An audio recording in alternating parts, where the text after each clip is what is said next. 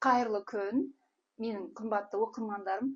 Бүгін мен сіздерге өзімнің сапарға шыққанда өзіммен бірге алып жүретін топ 5 өнімімді таныстырғым келеді.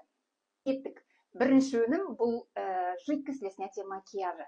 Жидкость для снятия макияжа бұл көздегі макияжды сүрту үшін қолданылатын құрал.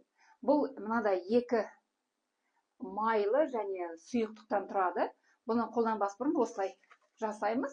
Сосын көздегі қарындаш және тушты, тенді өте жақсы кетіреді.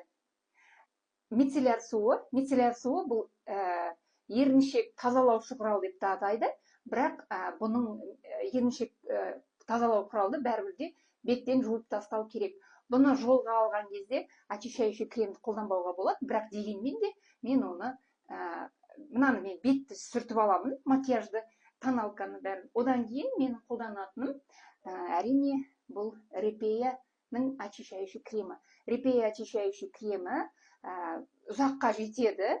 Бұның пайдасы 45-тен асқан бетке өте жақсы, әжімдерді тартып, жас болып көрсетеді теріні. Және де бұның тағы бір жақсылығы тек қана 45-тен асқан әйелдерге ғана емес, бұл беті чувствительный әйелдерге де жақсы крем очищающий. Бұл очищающий кремнен кейін мен мынадай тоникті қолданамын. Тоник бізде очищающий болады тоже.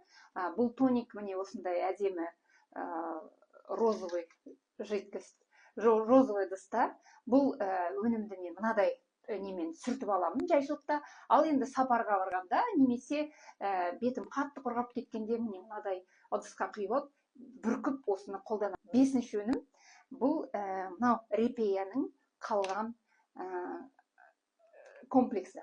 Бұның ішінде сыворотка бар, операция жасап тастағандай болады ғой.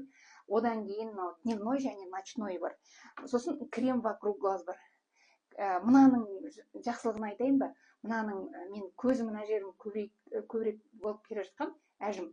Мынаны жағып едім, как операция жасағандай жоқ болып кетті ғой әжімдерім.